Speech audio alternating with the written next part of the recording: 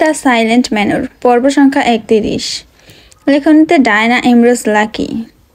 জেবুন্নেছা ঠোঁটের ফাঁকে নিঃশব্দে বিস্ময় প্রকাশ করল। থতমত খেয়ে বলল, তোমাকে এসব কে বলল? আর এগুলো মোটেও সত্যি নয়। সে হৃদরোগে আক্রান্ত হয়ে মারা গিয়েছে। সুফিয়ান বলল, মিথ্যে বলে লাভ নেই, আমি সত্যটা আগেই জানতে পেরেছি। এখন বলুন, আপনি কি সংবাদ দিতে এসেছেন? জেবুন্নেছা ঘেমে গেল। শাড়ির আঁচল দিয়ে কপালের বিন্দু বিন্দু ঘাম মুছে ফেলল। অথচ এখন তীব্র শীত। সে নিশ্চুপ হয়ে দাঁড়িয়ে থাকলো। সুফিয়ান জেবুন্নেছার দিকে ঝুঁকে বলল, কি হলো, চুপ কেন? আমি আসছি, কাজ আছে। সংবাদটা তো দিয়ে যান। তুমি ছেলে ভীষণ চালাক। একটু চালাক না হলে দুনিয়াতে টিকে থাকা বড় মুশকিল। তোমার সাথে কথা বলাই আমার ভুল হয়েছে। আমারও সেটা মনে হচ্ছে। সুফিয়ান আড়ালে হাসল। রাঙা তির্যক আওয়াজে হেরসা ধ্বনি তুলল। ও যেন বলছে, হ্যাঁ বন্ধু, তোর ওনার সাথে কথা বলাই ভুল হয়েছে। সুফিয়ান রাঙার কাছে এগিয়ে বলল, তুই ঠিকই বলেছিস, নারী মানুষ মানেই যন্ত্রণা। জেবুন্নেছা কাঁধ উঁচু করে শরীর টান টান করে চলে যায়। সুফিয়ান পেছন থেকে বলল, ওই বুড়ি, সংবাদটা দিয়ে যান। জেবুন্নেছা থ হয়ে দাঁড়িয়ে পড়ল। পেছন ঘুরল। লম্বা সুরে ছুড়ে দিল একটি বাক্য, তোমার তেজ আমি শিগগিরই শেষ করব। এরপর চলে যায় জেবুন্নেছা। সুফিয়ান রাঙার শরীরে হাত বুলিয়ে দিতে দিতে বলল, এমন কেউ নেই যে আমার ক্ষতি করবে। সেই সাহস আমি কাউকে দেইনি, বুঝলি রাঙা? হের্ষাধ্বনি তুলল। যেন রাঙা বুঝতে পেরেছে। রাতটা আবছা অন্ধকারে ছেয়ে যাচ্ছে। সুফিয়ান সিগারেট টানছে বারান্দায় বসে। আজ ফারদিনা দেখা করতে আসেনি। বিষয়টি তার কাছে অদ্ভুত মনে হয়েছে। ফারদিনার কিছু হয়েছে? তার ভাইরা কিছু জানতে পেরেছে? তারা কিছু জানতে পারলে অবশ্যই ফারদিনা গোপনে কোনোভাবে সংবাদ পাঠাতো। সুফিয়ান আবার ভাবছে, হয়তো কিছু জেনেছে। সে চিন্তা করবে বলে ফারদিনা জানায়নি। সুফিয়ান আর ভাবতে পারছে না, মাথা খারাপ হয়ে যাচ্ছে তার। সোলেমান, বদরু, হাবলু, লাল মিয়া একসাথে সুফিয়ানের বাড়িতে রাতের আধারে উপস্থিত হয়। সুফিয়ান ওদের দেখে বলল, তোরা এই সময় এখানে? সোলেমান একবার লাল মিয়ার দিকে দেখলো, এরপর জবাব দিল, বাজারে গেছিলাম, আপনার বাড়ির সামনে থেকেই যাচ্ছিলাম, ভাবলাম দেখা কইরে যাই। সোলেমান ঢোক গিলল। অকারণে ঘেমে যাচ্ছে, চোখ দুটো ক্লান্ত হয়ে গিয়েছে। সুফিয়ান সিগারেট টানা রেখে বলল, তোদের হাব ভাব আজকাল ডাকাত ডাকাত লাগছে। আবার এসব শুরু করেছিস নাকি? না না, যেই কাজ একবার ছেড়ে দিয়েছি সেই কাজ আর দ্বিতীয়বার করব কি? পাপের কাজ? পাপের কাজে শান্তি নেই, বলল লাল মিয়া। বদরু সুফিয়ানের সিগারেটের দিকে চেয়ে বলল, আপনি সিগারেট টানছেন? সিগারেটের তো অনেক মূল্য, আপনি এত টাকা কোথায় পেলেন? হাবলু বদরুর রেস্ট টেনে বলল, ঠিকই তো, এত টাকা কোথায় পেলেন? সুফিয়ান শান্ত ভঙ্গিতে দৃঢ় কণ্ঠে বলল, আজীবন যে কৃষিকাজ করে টাকা কামিয়েছি, তা দিয়ে এরকম শত শত সিগারেট ক্রয় করা যায়। সিগারেট আমি শখের বশে টানছি, কখনো চিন্তিত হলেও সিগারেট দরকার হয়। এখন বল, তোরা শুধুই কি আমার সাথে দেখা করতে এসেছিস নাকি অন্য কোনো কারণ? টাকা পয়সার দরকার হলে বলতে পারিস।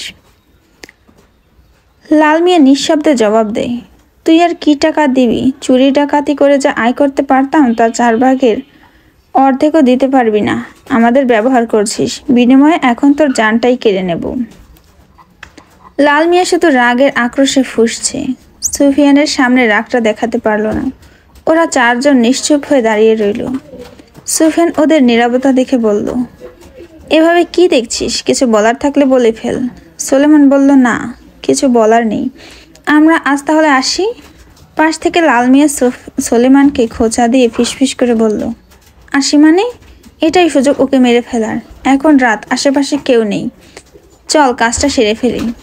সোলেমান চোখে অসহায় ভাব এনে লাল মিয়ার দিকে তাকালো। ও রাজি নয় এমন কাজ করতে, ওর হাত পা কাঁপছে। মানুষ হত্যা করা কখনোই পুণ্যের কাজ নয়, মহাপাপ। সোলেমান জীবনে অনেক পাপ করেছে, অন্যের হক ছিনিয়ে খাওয়া বড় পাপ, তার থেকেও বড় পাপ মানুষ হত্যা করা। সুফিয়ান বারান্দা থেকে বাইরে এসে ওদের সম্মুখীন হয়ে দাঁড়ালো। ওদের 4 জনের দিকে তাকিয়ে বলল, কি ভাবছিস তোরা? কোথাও কিছু হয়নি তো? না, কি হবে, আমরা আসি। সোলেমান আমতা আমতা করে বলল। ওর মুখে এক ধরনের ভয়। সুফিয়ান লক্ষ্য করে বলল, কখন থেকেই বলছিস আসি, এরপর নিজেদের মধ্যে কানা ফিসাফিস করছিস। আজ রাতে ডাকাতি করবি এমনটি ভাবছিস নয় তো? দেখ, এসব একদম উচিত নয়। দ্বিতীয়বার যদি কোনোদিন শুনি এসব করেছিস, সেদিনই আমি জমিদারের কাছে তোদের নামে নালিশ করব। এরপর তার ছেলেরা তোদের বাঘের খাবার বানাবে। লাল মিয়া চোখ আধ খোলা করে ক্রোধের আগুনে তাকিয়ে রইল সুফিয়ানের দিকে। ওদের রাগ আরও বেড়ে গেল, ওদের ভয় দেখাচ্ছে। সোলেমান লাল মিয়ার হাত ধরে নিয়ে যেতে চায়। যেতে যেতে লাল মিয়া কয়েকবার সুফিয়ানের দিকে তাকালো।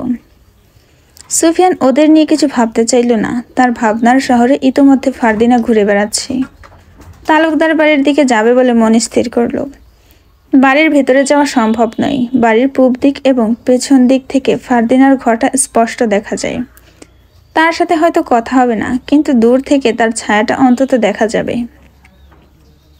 সে বেরিয়ে পড়ে তালুকদার বাড়ির পথে। হাতে সিগারেট নেই, দুই হাত পেছনে বাঁধা। হালকা বাতাসে শালটা দুলছে। শো শো শব্দে বাতাস বইছে। বাতাসে ধানের চিরবির শব্দগুলো যেন দোল খাচ্ছে। সুফিয়ান হাঁটছে ধীর পায়ে। তার মন কুগাইছে। ক্রমাগত পায়ের শক্তি যেন লোপ পাচ্ছে। তার মা ফারহিনা বেগম বলেছেন, কোনো বিপদ ঘনিয়ে আসার আগে বুকের ভেতরে অজানা ব্যথা শুরু হয়। কোনো কাজে স্বস্তি পাওয়া যায় না। মনে হয় এই বুঝি সব শেষ হয়ে গেল। এই ধরনের কথাবার্তা, অনুভূতি বেশিরভাগ মহিলাদের ক্ষেত্রেই দেখা যায়। তারা এসব বিশ্বাস করে। পুরুষেরা খুব কমই করে, করলেও প্রকাশ করে না। আজ সুফিয়ানের মনে অজানা ব্যথা সাড়া দিচ্ছে। না চাইতে নানা ভাবনা মনে আসছে। তার ভাবনার মূল কারণ ফারদিনা। সুফিয়ান তার বাড়ির থেকে তালুকদার বাড়ির কাছাকাছি পৌঁছেছে। দুবারের মাঝ বরাবর পথে এসে এমন সময় মনে হলো তাকে কেউ অনুসরণ করছে। সুফিয়ান স্থির হয়ে দাঁড়ায়। ব্যথিত দৃষ্টিতে পেছনে ঘুরল। একটা লণ্ঠনের আবছা আলো বটগাছের আড়ালে চলে গেল। চোখের ভুল না বাস্তবতা ভাবছে। মানুষ চেতনা পাতায় জড়িয়ে থাকলে তখন ভুলভাল দেখে। সে ভুল দেখছে বলে সামনে হাঁটা শুরু করে। 2 মিনিট পর আবারও মনে হলো কেউ তাকে অনুসরণ করছে। এবার আর সে দাঁড়িয়ে পড়ল না, তবে সে দাঁড়াবে। হঠাৎ করে দাঁড়িয়ে ঘূর্ণানোর গতিতে পেছনে ঘুরবে, যাতে অনুসরণ করা ব্যক্তিটি তার চোখের আড়ালে যেতে সুযোগ না পায়। সুফিয়ান তাই করল। হঠাৎ পেছন ঘুরল। সে সফল। অবশেষে অনুসরণ করা ব্যক্তিটিকে দেখা গেল। তামার লণ্ঠন হাতে একচোখা ব্যক্তিটি চাদর মুড়ি দিয়ে দাঁড়িয়ে আছে। সুফিয়ান তাকে দেখে কিঞ্চিত অবাক হলো। ওনার দিকে এগিয়ে গেল। একচোখা ব্যক্তি সুফিয়ানকে দেখছে তীক্ষ্ণ দৃষ্টিতে, যেন এর আগে কোনোদিন সুফিয়ানের মতো কাউকে দেখেনি। সুফিয়ান একচোখার সামনে এসে বলল, আপনার সমস্যা কি? কখন থেকে আমাকে অনুসরণ করছেন? কিসের জন্য? আমি তোমারে অনুসরণ করছি কই?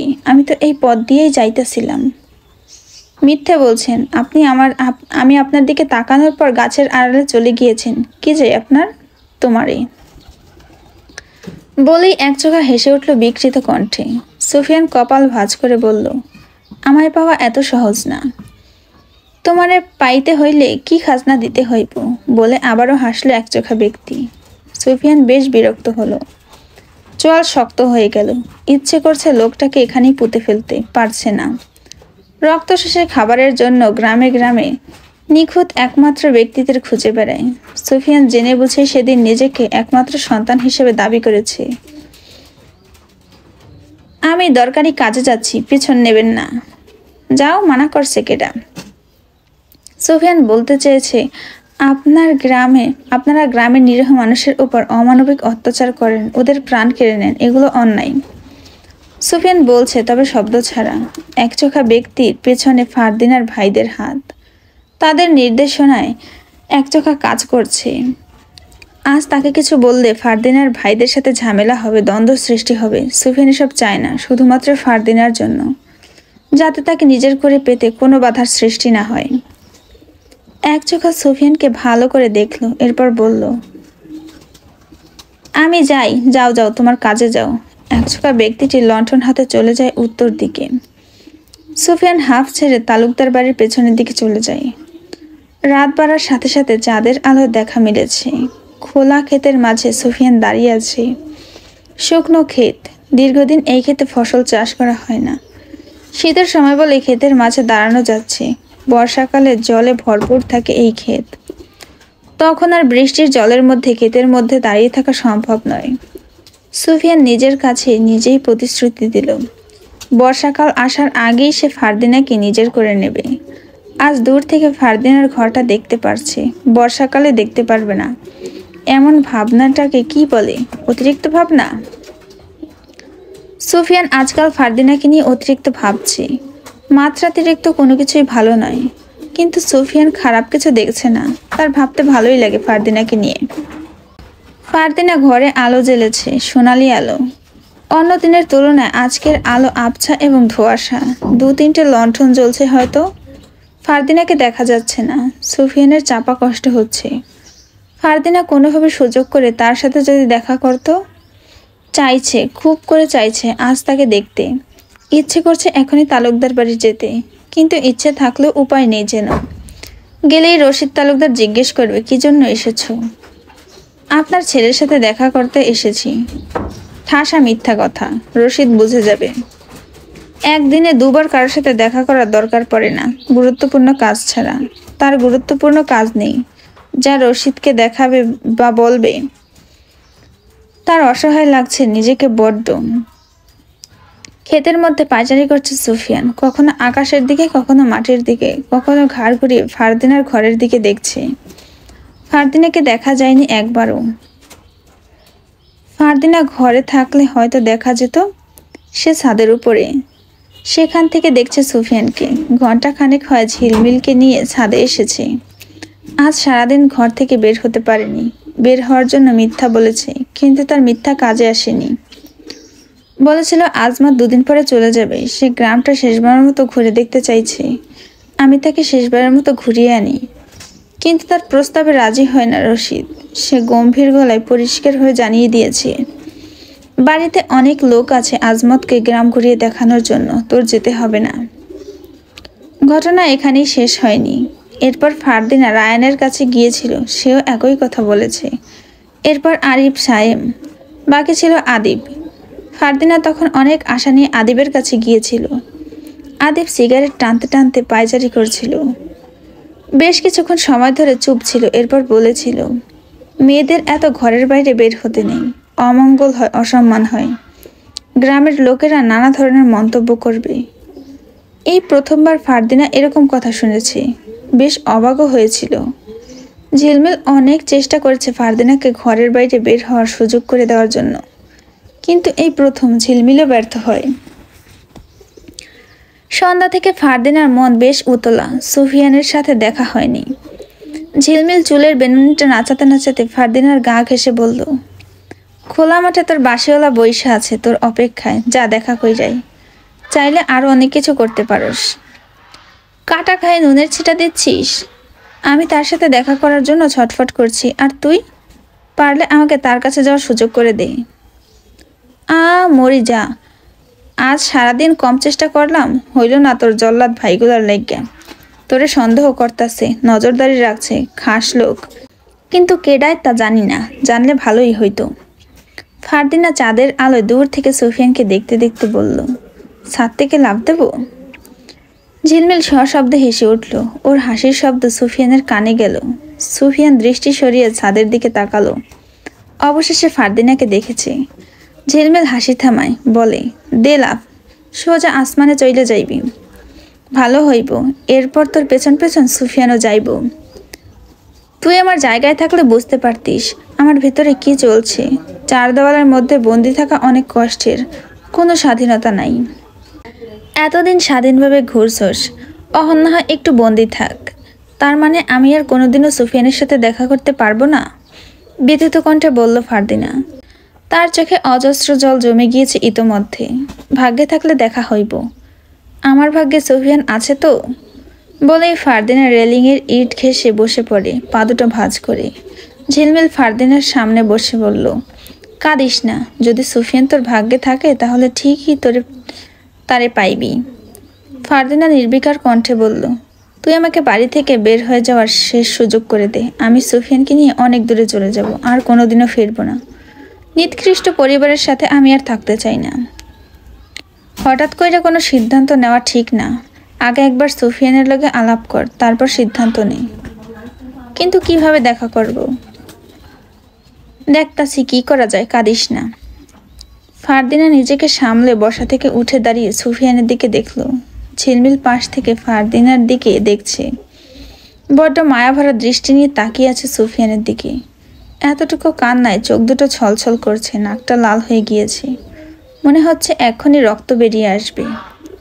রশিদ বৈঠকখানায় বসে বই পড়ছে। বইয়ের নাম দ্য পিলগ্রিমস প্রোগ্রেস, অর্থাৎ তীর্থযাত্রার অগ্রগতি। লেখক জন বানিয়ান। বইটি প্রথম প্রকাশিত হয় 1678 সালে। এটি একটি আধ্যাত্মিক উপন্যাস যেখানে একজন মানুষ, খ্রিস্টিয়ান, মুক্তির পথে কঠিন যাত্রা করত। বইটি ধর্মীয়, কিন্তু প্রতীকী জীবন হলো এক কঠিন যাত্রা, গন্তব্য হলো মুক্তি।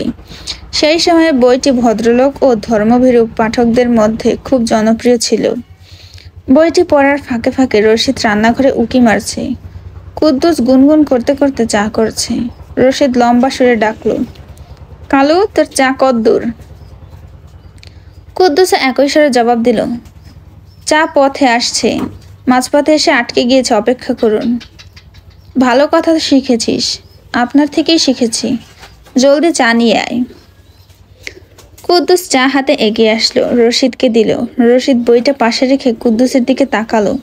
ওর চোখে মুখে হতাশার ছাপ। জিজ্ঞেস করলো, তোর কোনো কারণে মন খারাপ? জি, আমার মনটা বড় কুদাস। কুদাস মানে কি? রশিদ চায়ে চুমুক দিল। কুদাস হলো উদাসের বিপরীত শব্দ। শব্দটি আমি তৈরি করেছি। আজ সত্যি আমার মনটা কুদাস। রশিদ চা মুখে খিলখিল শব্দে হেসে উঠল। কুদ্দুস বলল, আপনি হাসলেন কেন? তোর মনটা আজ কুদাস। আমি এই শব্দ বাপের জন্মেও শুনি নাই। এখন বল, তোর মনটা ভালো করার উপায় কি? কুদ্দুস মেঝেতে বসে বলল, আপনার বয়স বেড়েছে, তাই না? তো আপনার সেবা করার জন্য লোক দরকার কি না? লোক দরকার মানে? তুই আছিস কি করতে? আমি আছি, কিন্তু আমি যখন অসুস্থ হব তখন আপনার সেবা কে করবে? হতচ্ছাড়া কথা ঘোরাচ্ছিস কেন? সরাসরি বল, কি বলতে চাইছিস? আমি সরাসরি বিয়ে করতে চাই। তাহলে এই হলো তোর মন কুদাস হওয়ার পেছনের ইতিহাস? জি, আমি বিয়ে করলে আমার বউ আপনার সেবা করতে পারবে। তুই ভুলে যাচ্ছিস, আমার নিজের মেয়ে ব্যতীত অন্য কোনো মেয়ের সাথে ঠিকমতো কথাই বলি না আমি। আর ওদের থেকে সেবা নেব ভাবছিস? আমিও ওইটাই বলতে চেয়েছিলাম। ওইটা মানে? কুদ্দুস এবার একটু জবাব দিতে সময় নিল। সেকেন্ড কয়েক চুপ থেকে বলল, আপনার মেয়ে যদি আমার বউ হয় তাহলে তার যত্ন নিতে সমস্যা কোথায়? রশিদ একবার কটমট চোখে কুদ্দুসের দিকে তাকালো। এক বুড়ো উঁচিয়ে বলল, তাহলে এই ব্যাপার। যা, তোর কথা আমি মেনে নিলাম। তুই যদি ওর মন জয় করতে পারিস তবে আমরা এই বিষয়ে এগোবো। কুদ্দুস মনে মনে উঠে দাঁড়ালো খুশি হয়ে।